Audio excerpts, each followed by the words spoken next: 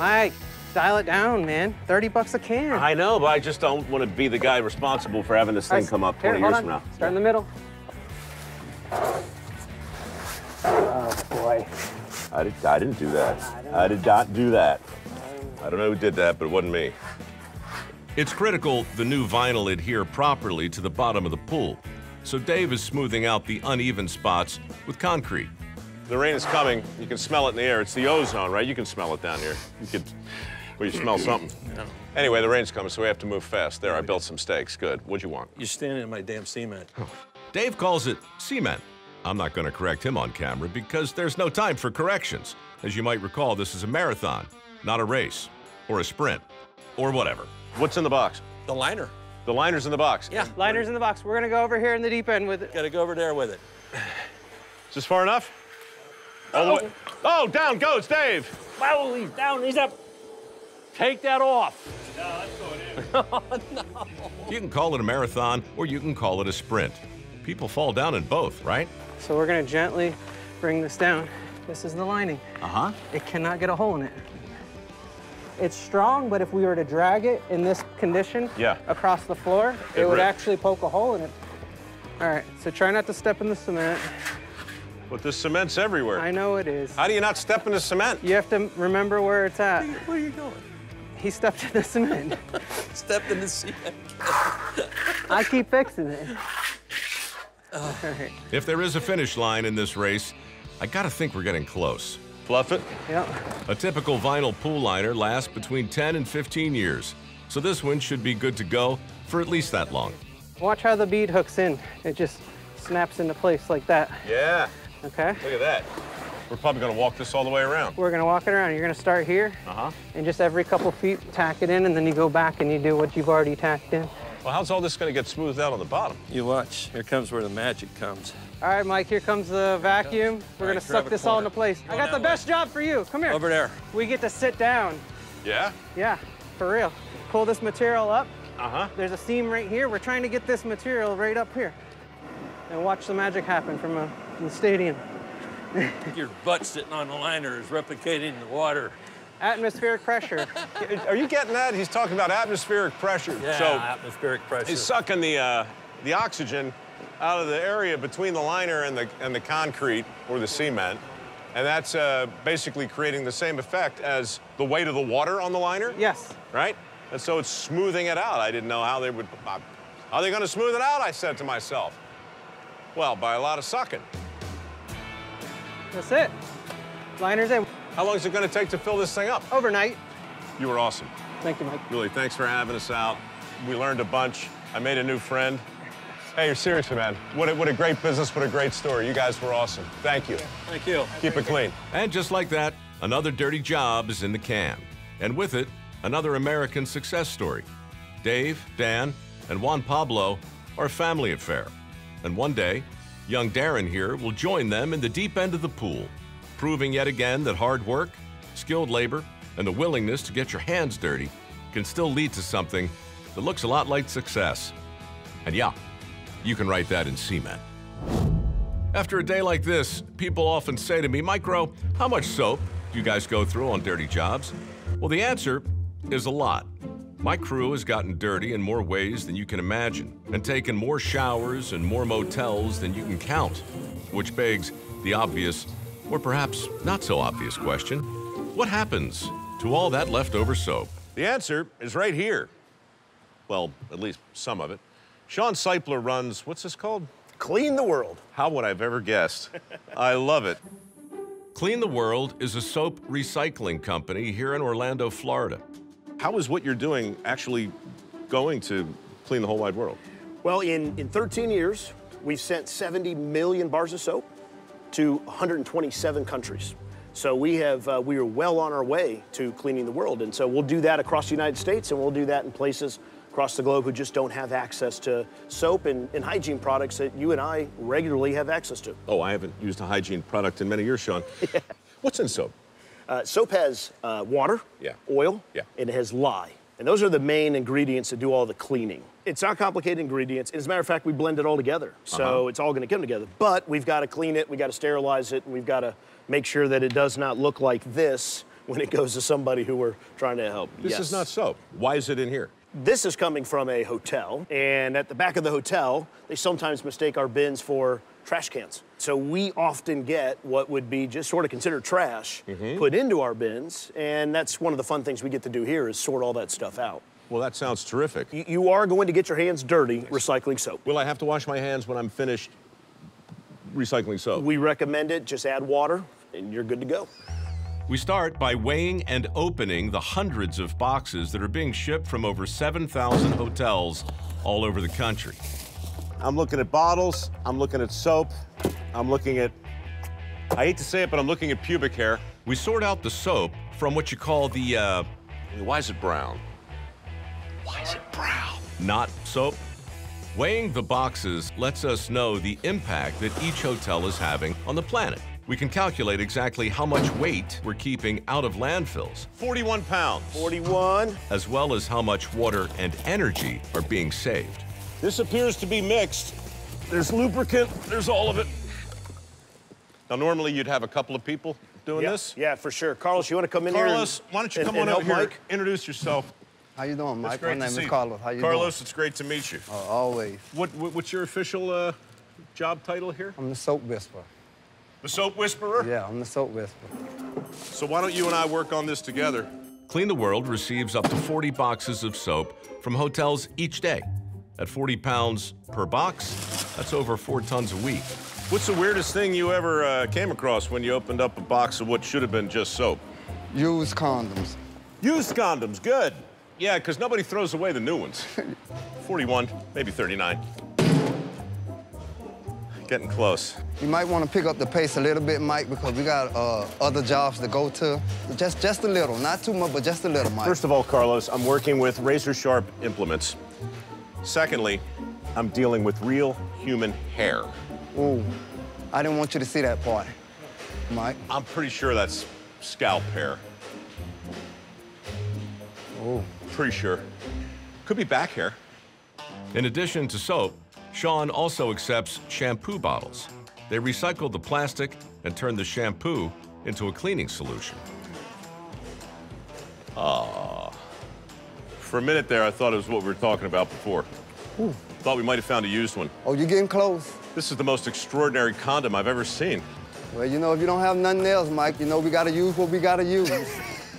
Now that the last box is dumped, Carlos gets the feeder going, which will push the items down this conveyor belt where Sean and I will separate the soap from the bottles from the trash and put it all into different boxes. So when did this whole business become a thing to you? Like, when did the light bulb go off? So about 13 years ago, I ran a global sales team for a tech company, and I was on the road 4 nights a week. Yeah. And in a hotel one night, I called the front desk and asked what happened to the bar of soap and bottle of shampoo when I was done with it. And they said it was thrown away. So I did some research, kind of did some math, figured out if all hotels were throwing their soap away, we were throwing away millions of bars of soap every single day out of a hotel. Every day. It's mind-boggling. But the real aha moment for Clean the World came when we found a bunch of studies that back in 2009, there were 9,000 children every day dying to hygiene-related illnesses, pneumonia and diarrheal disease. Right. And all these studies showed that if we just gave them soap, we could cut those deaths in half. And so that kind of became the moment that I said, wow, we can take this soap, prevent it from hitting landfill, recycle it, and send it to mothers and children locally and all over the world who in so many cases are literally dying because lack of proper hygiene. In the 13 years we've been doing this, the death rate to children under the age of 5 dying to hygiene-related illnesses has come down by 60%. And the it's come down by 60%. Are you serious? Millions of children's lives. Are you getting all this, man? Because, I mean, one minute you're standing here, you're feeling like a knucklehead trying to separate bottles from soap. The next minute you realize you're saving lives. Making a big difference. Hey, come on now, y'all going too slow on me. You letting stuff down here. Yeah, my soap I think gate, someone's you letting stuff down here. Sorry, oh, man. Lordy, come on, Mike. Y'all let too much stuff get by. Now it's I Love Lucy. Sorry. Yeah. Clean the World also assembles hygiene kits that include recycled soap and are supplied to local shelters and relief organizations. Okay, We have now established the process whereby the soap is separated from the bottles and the trash. That's right. So now we are going to go recycle soap. That just sounds great. That's it.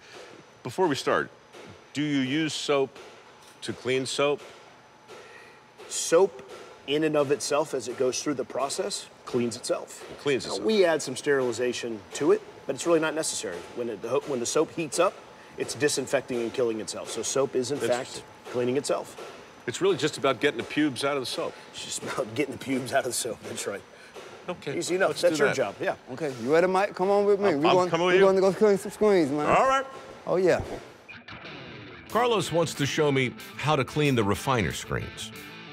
All right, okay, so that's a dirty screen. That's a dirty screen, so my in and everything is in that screen, Mike. Dandruff. Absolutely. Snot. Not quite snot. Semen. Possibility. The refiner is the machine that breaks down the soap in order to clean it. But before we clean the soap, we have to clean the screens. Maybe some goggles wouldn't be the worst thing in the world. Just trying to keep some of this anonymous sperm out of my eyes. Oh, it's okay, Mike. You know we all had sperm on us before. It's okay. It ain't gonna hurt you, Mike. It ain't gonna hurt you. Clean screens, coming soon. This is the refiner. Break them all until they all fall off. Now, Mike, as you can see, that's the screen that's behind it. Yes. And you see all of this? I do. This is all bad soap. First, we take off the dirty screen and replace it with the one I just cleaned. But check out the dirty one. It's like the surface of an alien planet. Now I'm shaving off the dirty soap and installing the clean screen so we can start the actual cleaning process. There you go. You want to turn it on right here? Once the refiner screen is in place, the dirty soap goes through the refiner where it's shredded. It really smells very pretty. Oh, yeah. Oh, yeah. It makes my eyes water. It's so clean, it burns. Doesn't matter the type or the color of the soap. Inside the refiner, it's one big melting pot. Every bar of soap represents a great mystery, a little slice of the human condition. Proof positive that weary travelers around the world, stopping in way stations here and there, pausing to rinse the crud off their bodies and possibly abuse themselves. It all comes here. It smells like victory. And humanity. And sperm. I think we're full. Okay, cool. Just shut the door, Mike, and come on down.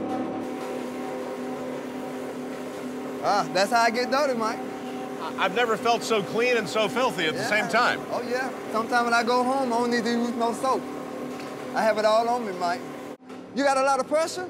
Sure. Oh, let's chop up some twin craft over here. And whenever I'm going through a bad day or something, Mike, I just come over here and I just chop them down, Mike. You know, when my boss man them make me mad, I just come over here and take it out on this, Mike. I like it. I like it. Get a few racks, Mike. Go ahead. Man. I was just thinking about a couple of network executives I know. Oh, yeah, go ahead, Mike. You know what I'm saying? Yeah, there you go. Oh, yeah.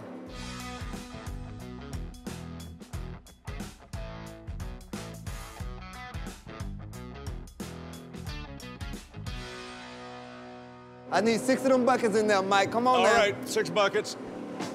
You already had me behind all day. I need 6 of them buckets, Mike. Carlos has been employed at Clean the World for 11 years now, slowly working his way up through the company to become supervisor. Is this where you're going to retire from, you think? You're gonna stick with this organization for as long as they're around? Yeah, I'm hoping. You know, my boss man told me, you know, as long as I stick it out with him, he'll take care of me. He's been right so far. That's why I'm still here, Mike. He seems like a good enough guy, Sean. Oh, no, yeah, he's an excellent guy. He's an excellent guy, man. He changed my life. Did he really? Oh, yeah. Oh, absolutely, because I used to stay in the hood. Yeah. I was able, once I got this job, I was able to move from the hood and get me a 3-bedroom house. Is it fair to say that soap helped you clean up your act? Oh, absolutely, Mike. Oh, yeah, you can use that one. Yeah, you can use it. Once I add a few more buckets, we'll add the sterilization solution, which will rinse off any remaining impurities and bacteria.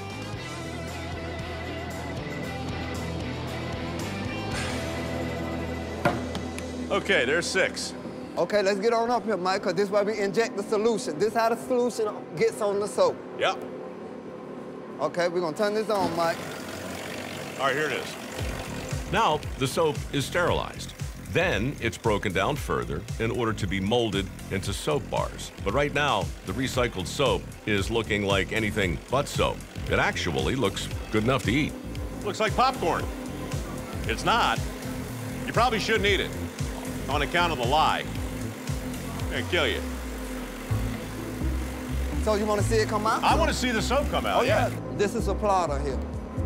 And it compacts the soap together and molds it. The plotter is pushing it through, and this is actually compressing it, but also putting the logo on it. Absolutely. So it's coming out of here at a fairly slow speed, works its way around, gets chopped, drops on this little conveyor belt, and then over here, we have Royce, who's picking them up and putting them in a box. I feel like I need to sit where you're sitting and try to do this. Okay. So they go, it's this way, right? Right. Okay. And Mike, keep in memory, Mike. Yep. My saying over here is if you see a piece of bar soap that you won't put on your body, don't put it in the box so a kid can put it on their body. Sorry, Carlos, I'm concentrating right now, so I'm only taking in about half of what you're telling me. Oh, well, that's okay. You'll get it sooner or later. I got a lot going on right now. I don't see how you can do it at that speed. Okay, let me show you.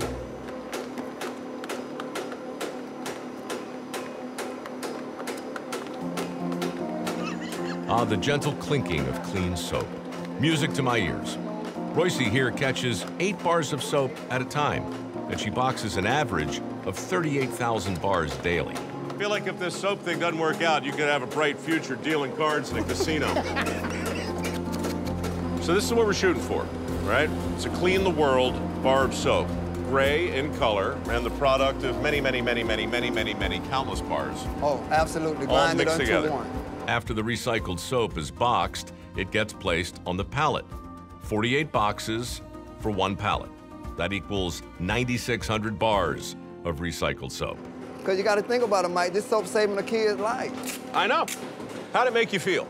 Seriously, when you realized you were doing something that mattered, you know, like really impacted people? Oh, my passion went through the roof.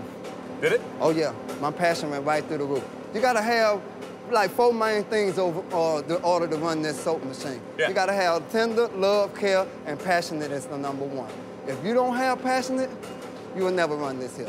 You're doing a thing now that's helping kids all over the world. Absolutely. I guess sometimes the only way to make sense out of life is to either get your hands dirty or get your hands really, really, really clean, or maybe a little of both. Yeah? Oh, absolutely. Mike, thank you, man. It was an enjoy working with you, man. I'm not leaving. I'm going to be here for the next 5 hours. Oh, okay. No, I'm never leaving. Oh, okay, but we got more work to do. I got plenty of work. Hey, Mike, I got something you want to do.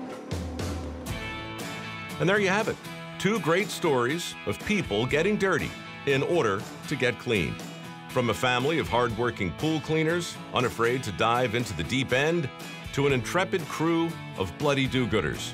Royce, the soap stacker, Carlos, the soap whisperer, and Sean, the clean freak who started it all. Just a few folks on the front line of making our dirty world a cleaner place. 1 recycled bar of soap at a time.